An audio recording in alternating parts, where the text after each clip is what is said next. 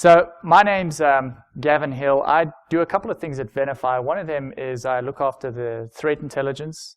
And basically what that means is I look at how are cyber criminals misusing specifically keys and certificates. So Venafi, we focus on how cyber criminals misuse keys and certificates, and I'll talk about that a little bit later on. But primarily, that's my job. Just a little bit of background on me. I've spent probably a little over 15 odd years in the anti-malware industry. So it fits quite nicely, and it's really interesting to me to investigate how cyber criminals are misusing the trust that is really established by keys and certificates against organizations.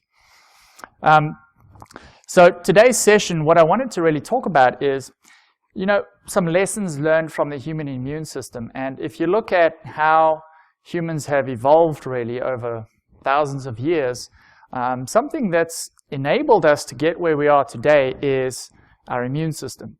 And within our immune system are these things called HLA identity tags. I don't know if you can see all the way from the back there, but these HLA identity tags are unique to each and every single one of us.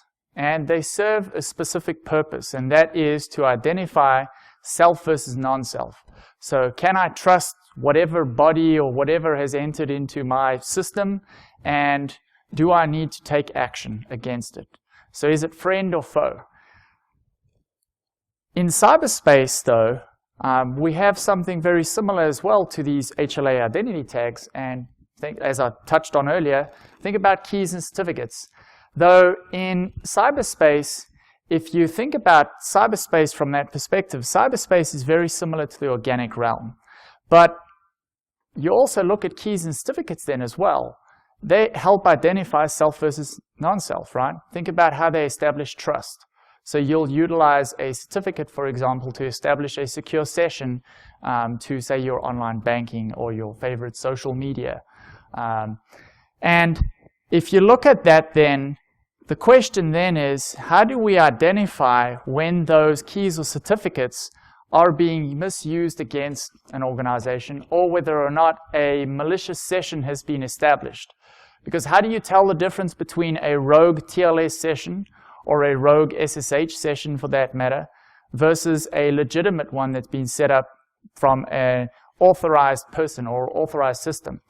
So I'd say that, from that perspective, trust seems blind, because if you go back 5 years or so, you wouldn't really have seen too much abuse of keys and certificates and the trust that they establish against an organization or against anybody. Because really, keys and certificates, there is no such thing as a bad key or certificate. You can't scan it like you can for malware. You can't determine whether or not a key or certificate is malicious, because none of them are. They're inherently designed to establish trust. But you can detect whether or not a key or certificate is being used for a malicious intent. So for example, how do you determine whether or not a certificate has been injected into your network, say a self-signed certificate, and is being used to establish an outbound TLS session to command and control to siphon out data? Chances are your organization is probably not inspecting that outbound TLS traffic, and no one's the wiser. You're losing a whole lot of data out of your organization. So the question I like to ask is, if you look at it from that perspective and you look at it from, lessons learned from the human immune system, did we really solve the first internet problem? And some of you might remember this. Back in 1993, the New Yorker published this cartoon, and it said, on the internet, nobody knows you're a dog. I'd say that's still true when, on the internet, nobody knows whether or not a TLS session is being established legitimately or by a bad actor. Or for that matter, SSH is even worse, because SSH keys never expire. We've done a number of security assessments in many organizations, and I can't tell you how many times we've gone in and we've identified SSH keys that are still in existence, still have access to critical systems for employees who've since left the organization 6 to 10 years ago. Still there. Now, think about usernames and passwords. What's the first thing when an employee leaves? You usually lock it down, change their credentials. SSH keys, on the other hand, they never expire, and people usually enable or allow their sysadmins to self-govern their SSH keys. So that just goes back to my point here. On the internet, nobody knows who you are because you can mask your identity by misusing the trust that keys and certificates establish. So let's unpack this a little bit more then. What I like to build out here is, if you look at the foundation of online security, and this is by no means an exhaustive list, but if you think about two specific technologies, keys and certificates and DNS, I'd say those are really the foundational building blocks of online security. Start building out other technologies on top of that. I'm not going to read through everything here, but you can probably recognize most of them. You start looking at things, simple things like normal TLS sessions or SSH or SFTP, and then going a little bit further up the stack, from an authentication perspective, or even intrusion protection, or even next-gen firewalls or SIMs, or moving up to behavioral or threat intelligence. If you think about the example I mentioned earlier on an outbound TLS session that's just blindly trusted, how effective is a DLP solution going to be, or an IPS solution going to be, if it can't decrypt the traffic? And its default setting is, if it's encrypted, I'm going to trust it. Why? Because encryption is trusted. Keys and certificates establish trust. So therefore, it's expensive, computationally expensive. That's what I'm talking about, to try and decrypt that. And it's hard to know where all of your keys and certificates are within your organization. So what really happens is, all of those security technologies, I'd say, really fall down quite significantly because they're allowing bad actors to misuse the trust established by keys and certificates, and therefore are allowing malicious content into your environment and bypassing these critical security controls. So you might be asking yourself, okay, well, this is new stuff I'm learning, but is it a fad? Is it something brand new that you're just talking about now? It's not really. At Venafi, we've been tracking it now for quite a few years, and if you go back to 2010, who remembers Stuxnet and Dooku? Show of hands? A couple of you. Okay, great.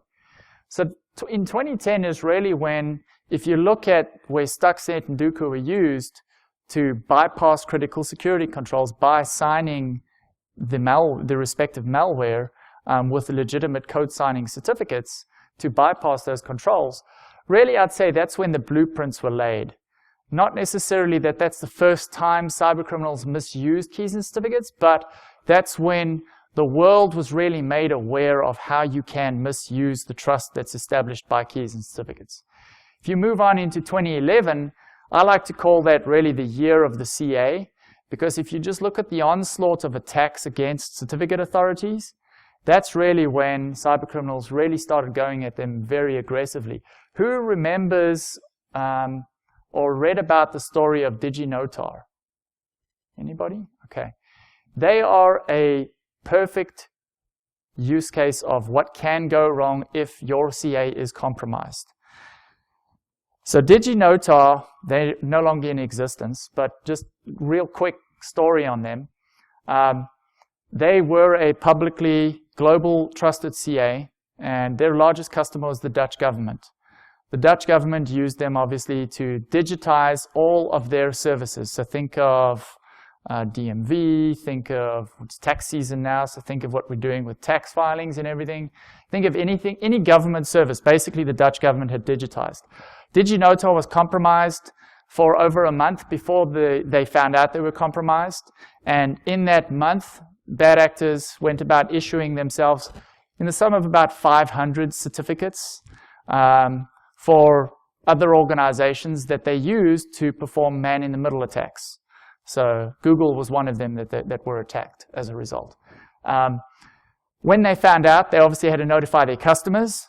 Dutch government was one of their big customers. They notified them, and the Dutch government didn't have a fallback plan. So they had no way to quickly migrate all of those certificates from DigiNotar to another CA, because DigiNotar still hadn't contained the compromise. So any certificate from them was effectively compromised. So what the Dutch government effectively had to do was issue a statement to the public that should you, as anybody in the public, want to communicate with us, you go back to fax or pen and paper until we can resolve this issue. And they were down, all services down for a good couple of weeks. A month later, DigiNotar filed for bankruptcy. So they're no longer in existence. That's just a perfect example of what can go wrong when a CA is compromised.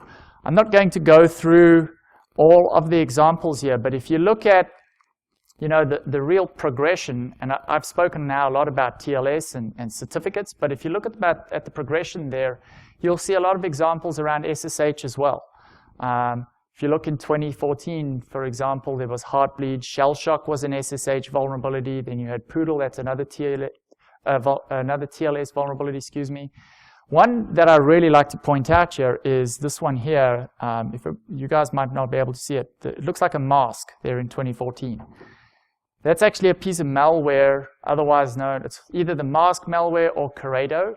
Not that it's super unique or anything. In fact, just a couple of weeks back, there was another piece of malware that hit the news, and again, it's not that it's unique. You get thousands of variants of it that steal keys and certificates, but mask malware's primary payload was to steal keys and certificates. A couple of weeks back, in fact, you might have read about it, I think it's called Suckfly. Symantec found it. Its primary payload was also to steal keys and certificates. Now, those aren't the only two examples, but there's many different examples that steal keys and certificates. The only reason I bring that up is, guess how long it was in existence before it was found? 1 year, show of hands, 2 years, 3, 4, 5, 6, 7. Wow, tough crowd. 7 years. So that predates 2010, when I said, wow, that's really when the blueprints were laid. It was in the wild for 7 years before it was ever found. Primary payload, stealing keys and certificates. Look what else we found in 2014 as well. Underground market. So now we started seeing the really extensive sale of keys and certificates on the underground. As you know, you can buy things like social security numbers and all of that, whatever else you want to buy on the underground. But this is when we really started seeing a lot of keys and certificates being sold on the underground. 2015 is really just all out. Trust is blind, as I mentioned in the beginning, where from an SSH or TLS perspective, you just see it's really rampant now where cyber criminals misuse keys and certificates on a daily basis. I'm not bringing up Heartbleed to belabor it, but I did want to bring it up just to show you why I personally think that, as a security practitioners or even as an industry, I think we're doing a really bad job. And here's why. Heartbleed is a perfect case. Just for those who don't know what Heartbleed is an OpenSSL vulnerability that enables you to capture memory from a susceptible system, and you can, for example, copy keys and certificates and credentials from that particular system. The gotcha here is it leaves no logs, leaves no trace, nothing. You never know. And it impacted a large portion of the world. Remediation, though, and this is why I say I'm going to go through this very quickly. Remediation, though, is why I say that, as a security practitioner and even as an industry, I think we're doing a really bad job of keeping up. Because the remediation steps, if you read them, are really simple. Patch the vulnerable systems, replace your keys and certificates compromised.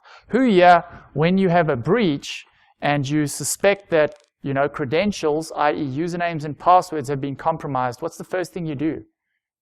Replace the passwords, right? Yeah? But why not do the same for keys and certificates? VPN certs, for example, that authenticate your users to your environment. We don't see that often. So if you read through all of those steps, what we did a full year, so April 2015, because Heartbleed hit April 2014, a full year later, we have a certificate reputation service that we inspect the entire internet, and we look for TLS vulnerabilities and the misuse of certificates, and we also scan and we look for systems that are still Heartbleed vulnerable. So we did a survey using our solution of the Global 2000 organizations full year later, and if you look here in the US, for example, almost 60% were still vulnerable to Heartbleed. Most of them had patched, fortunately, but most of them also had not replaced the private key.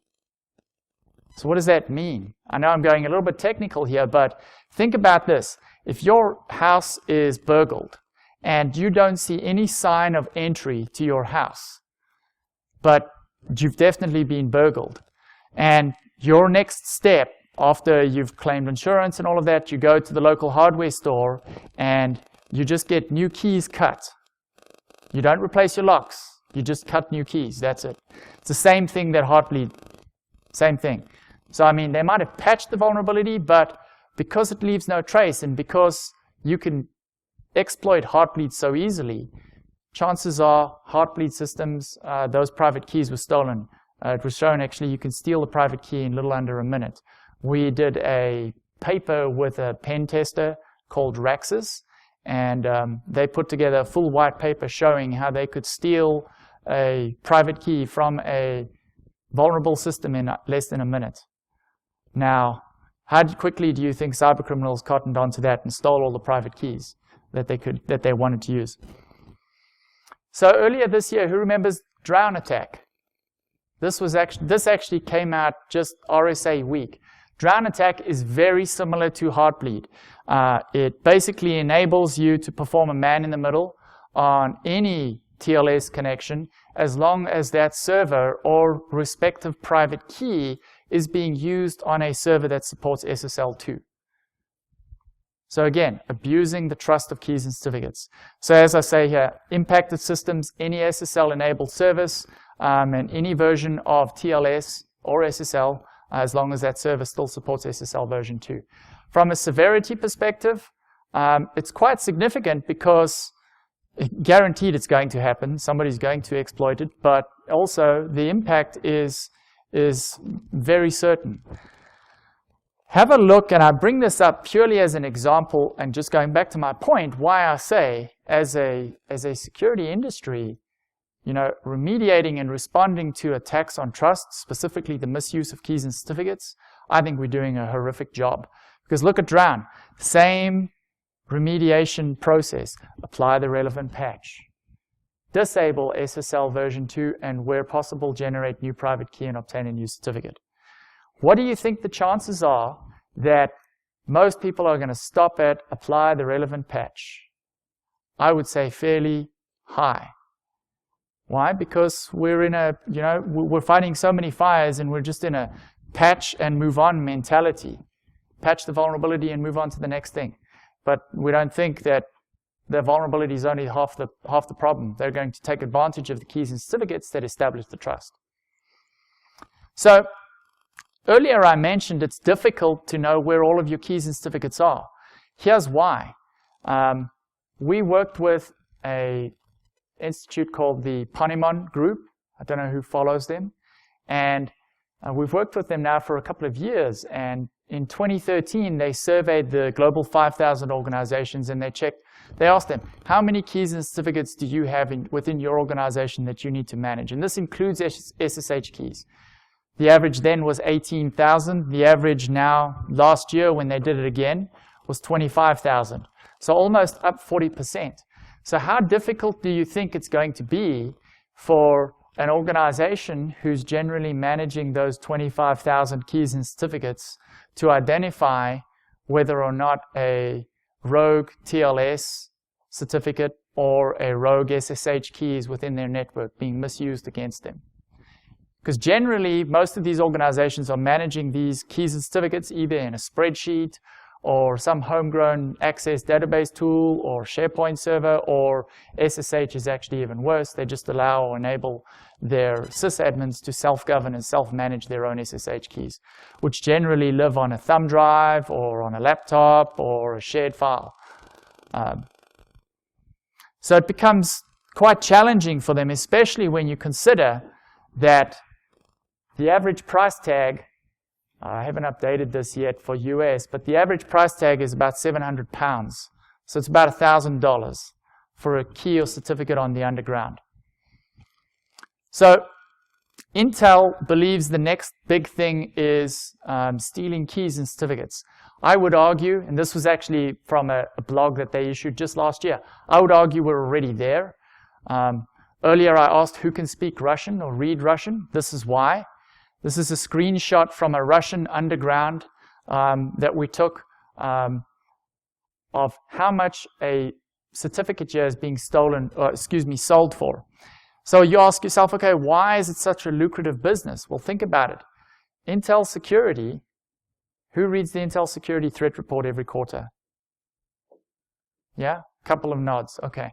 So they've done a really good job of tracking signed binaries, specifically signed malicious binaries. And the latest report that they issued, you'll see it's almost up at 20-odd million malicious signed binaries. Now, as a bad actor, why would I want to sign my malicious binaries? Well, think about it. What do sandboxing technologies do to try and speed up the process? If it's signed by a legitimate publisher, so if I steal a code signing certificate from, say, I don't know, let's pick on Intel, not that one has been used. There probably has, but I don't know. Let's pick on them. Say I steal a code signing certificate from Intel, sign my malicious binary with that, and I push it out there on the internet. High likeliness that when that malicious binary is scanned by a sandboxing solution, it's going to be given the all clear and passed through because it looks legitimate, because it's trusted, because the certificate is trusted that it was signed with. So that's why it's such a lucrative business, and that's why Intel Security is even tracking it. And that's even why bad actors are misusing, and that's why you see the steady increase of it. So last year, the House of Representatives, this isn't the Apple letter that was published this year, just by the way, if anybody's interested. This was another letter that the House of Representatives sent to all of the major browser manufacturers. So this is just a copy of the one sent to Apple. They sent to Microsoft, Google, etc. And if you read there what's highlighted, the point that they're making, I'm not going to read it, you can read it. The point that they're asking is, what is the concern that these major browser vendors have for, say, a government entity that owns a CA, a globally trusted CA? Any guesses who they were concerned about? This is also why I asked who's involved in PKI, because some of you may know it. It's this guy and this organization. So this is Mr. Yiping. He's actually the president of the Cyberspace Administration of China. He's also the president of CNNIC. CNNIC is a globally trusted certificate authority in every single one of your phones, laptops, computers, and everything. So why is that important? Think about when I mentioned or I talked about the DigiNotar example earlier on the malicious actors who issued themselves fraudulent certificates to perform man-in-the-middle attacks. Now, CNNIC, on the other hand, they don't need to compromise themselves. They can just go ahead and issue any fraudulent certificate for themselves to perform a man-in-the-middle attack on whomever they want to. They've been caught twice now. So this is one example. Last year, MCS Holdings is actually an intermediate CA to CNNIC, and they were caught issuing a Google certificate to perform a man-in-the-middle attack. Actually, before that, CNNIC themselves were caught issuing fraudulent certificates against Outlook.com, so Microsoft Office 365, to perform man-in-the-middle attacks again. So that's the reason the US government is concerned about it and why they were asking all of the major browser vendors, what action are they going to be taking? So we thought it would be interesting, being in the security market, asking also the Black Hat community. What does the Black Hat community, and this was a survey that we ran last year, we asked that community and we said, what would happen if CNNIC issued, untrustworthy certificates. And fortunately, most of them got it right. You'll see almost 60% said man-in-the-middle attacks. 14% said replay attacks. For those who aren't familiar, what a replay attack is basically where I capture all of your data or your encrypted data for the hope that A, I'm either going to break encryption one day, or B, more than likely the case, steal your key or certificate to decrypt steal the private key to decrypt the actual content. That's more than likely the case. So what action do you guys think that, remember the letter that the House of Representatives sent, what action do you think that the major browser vendors took? This is usually a good question to ask the audience. Okay. So Google and Mozilla untrusted CNNIC. Apple and Microsoft trust CNNIC. So now you start seeing some interesting things going on here. It's an even split between the major browsers, because I can't speak for Apple or Microsoft. I don't work for them. But you start seeing things that I'd say business decisions now impacting security, where if you're running IE or if you're running Safari, you don't know if you're being man-in-the-middle by CNNIC, because that CA is trusted. Interestingly, just a couple of weeks back, I don't know how many saw, but Google published or made available what they call Submariner. Anybody see that? Show of hands? No? So Submariner basically identifies and calls out any untrustworthy certificate authorities. It's a new project that they've started. And I'd say it's primarily been driven by the likes of what happened with CNNIC. So we thought it would be interesting to start to ask that same black hat community, because you can take specific action within your own organizations. You don't simply have to rely on the major browser vendors. We asked them, what did you do in your organizations? And this was scary. 74% still remained exposed. So if you look there in the green, that 26%, they removed CNNIC out of the trust stores. So where certificates are, the root certificates are stored, they removed them from all their laptops and mobile devices, etc. The rest, some of them are waiting for Microsoft, others took no action, or others simply didn't know. So I'd say it's pretty scary as a result when you think about something that was so highly publicized, yet the security industry is not taking action, or security practitioners, I'd say. So earlier I mentioned, I asked the question, what are you doing around, key and certificate security, and how are keys and certificates managed within your organization? And what we like to do when we go into an organization, as I mentioned, we do a security assessment. Could you identify rogue or malicious use of a key or certificate in your organization? And if not, what action would you be able to take? Or if you could, what action would you be able to take? And if you look at this is why we say, just mapping those two, ability to respond to a new threat, and then also ability to, or visibility to detect that new threat, and you plot that on those two axes, keys and certificates are generally plotted all the way down right there compared to other technologies when we talk to organizations on what's their security strategy.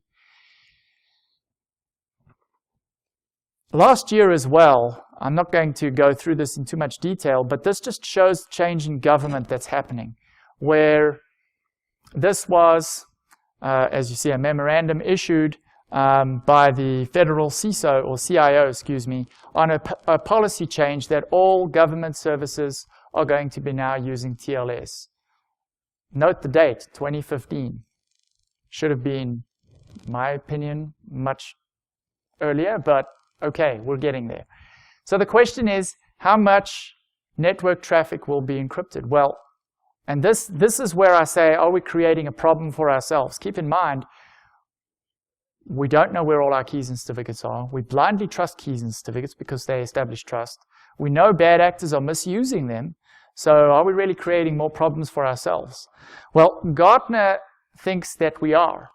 So I'll be intrigued to see how accurate they are here with their prediction. But by 2017, they're saying that 50% of network attacks will be using SSL or TLS. Now, I don't know about you, but I don't know of any other network-borne or any other attack that takes advantage of 50% of attacks, really, against an organization. I think the number is going to be higher simply because of what I've been talking about. We blindly trust keys inserts. We don't know where all of them are. They establish trust, and bad actors are having a whale of a time misusing them against us. This is really where I like to bring back, that plot that we showed, and talk about the fact that if you don't know how keys and certificates are being used within your organization, and you have no ability to respond to a threat that is misusing them, all of those other security controls are really undermined then on their effectiveness. Think about, say, a next-gen firewall that's letting pass a whole bunch of TLS traffic. Something that's becoming quite popular now from a malicious perspective is next-gen firewalls, they very easily decrypt outbound traffic. It's really easy. You can use something called SSL strip. Basically, you're performing a man-in-the-middle attack because you're breaking the session. But it becomes a lot more difficult to perform that decryption and inspection on inbound traffic because you need the private key. Now, if you don't know where all of your private keys are for systems that you're hosting, and you can't provision those private keys very quickly to these next-gen firewalls, how are you going to inspect all of that inbound TLS traffic? Something that's growing in popularity is inbound TLS-injected malware. So now think about that. Now we've got the latest and greatest scanning technologies, but that's all being bypassed because we're not scanning that inbound TLS traffic. Big, big, big problem. Basically, Forrester says that you're a sitting duck. This was a pretty good paper that they published last year on really the effectiveness of security controls that organizations have against the misuse of keys and certificates that are being used for attack against organizations. So this is really just going back to what I started talking about, why I say we need a human, or we need an immune system for the internet, like we have an immune system for as humans, where we need to be able to identify the misuse of keys and certificates. Now, fortunately, if we look at what recommendations folks like Gartner have, and I'll show you some other recommendations as well from some standards, it's pretty common sense. It's not too difficult to start taking steps or implementing measures to start remediating or identifying attacks that misuse keys and certificates. First and foremost, survey and monitor all your certificates. And this isn't adding them to a spreadsheet and only checking for outages, but identifying exactly where are all of your keys and certificates. Who are the owners? How are they being used? And then once you have that understanding, you can then start securing those keys and certificates as a top priority. For example, has a code signing certificate been accessed or copied by somebody who's not authorized? Has my code signing system, because you generally have code signing systems, been compromised, and what code has it signed? So now you start thinking about as well, I need to be able to track all of the code that I'm signing. Even if I have a code signing solution, I need to track all of that. If I don't, I need to be tracking what code are my developers signing. Another thing is deploy and enforce policies, like revocation procedures. Think about the DigiNotar example I gave. And there's many other examples. DigiNotar is obviously the worst because they no longer exist and resulted in a full shutdown. But there are many other examples where CAs have been duped into issuing fraudulent certificates. Right now, there's the big debate on domain validated certificates versus extended validated certificates, and why you're seeing a whole lot of free CAs popping up or free issuance of certificates, because there's not too much involved from a domain validation perspective. And then lastly from Gartner is monitor security feeds. So start looking at security feeds that are out there that identify malicious use of keys and certificates. So you should be able to know, is this certificate being misused by a malicious actor in some malicious campaign? Has it been used to code sign other malware? Is it being used, and that's code signing certificate, or is a TLS certificate, for example, being used on a spoofed website as part of a phishing attack? We see many of those. Some other examples, who follows or uses SANS 20? Okay, good. Nice, a couple of show of hands. So you would have seen last year, they updated specifically CSC Control 17, and they actually did 2 revisions. One around about June, keep me honest for those of you who follow SANS, I think it was around about June, and then another one they did around about November, they updated it. And if you look at those controls, I haven't listed the controls here. This is really paraphrased, but specifically related to keys and certificates. You look at the recommendations that they have, they look very close to that of Gartner. Like I said, really simple things that you can be implementing. Know what's out there. If it doesn't fit policy, and if it's not in policy, fix it. So by policy, what am I talking about? Well, who of you have a SHA-1 migration project right now? Anybody? Who of you know what SHA-1 is? Okay. For those that don't, it's a hashing algorithm. So you might know about MD5 or heard about MD5, but basically they're both hashing algorithms. And SHA-1 and MD5, MD5 has been exploitable and breakable for many years. SHA-1 you can break for about $75,000 on Amazon, on AWS services. And about 90% of certificates out there today use SHA-1 on the internet. So most organizations are scrambling to get off of SHA-1 and to migrate SHA-1 certificates to SHA-2 or SHA-1 keys, or even keys, so SSH keys as well. Anything that you've used that hashing algorithm with. But specifically, it's a TLS problem. That's where the key focus is today. And most organizations are scrambling to migrate off that. Why? Because as of January 1, most browsers aren't going to accept that. So you'll start getting errors. Operating systems like Microsoft are going to stop accepting it as well. So you'll start having application failures. That's what I'm talking about. If it doesn't fit policy, find it and fix it. Establish ownership. I can't tell you how critical this is. If you don't know who's using your keys and certificates or who's responsible for them, how are you even going to find out who's misusing them? You're not going to be able to. And then last but definitely not least, automate and repeat, because humans make mistakes. So in summary,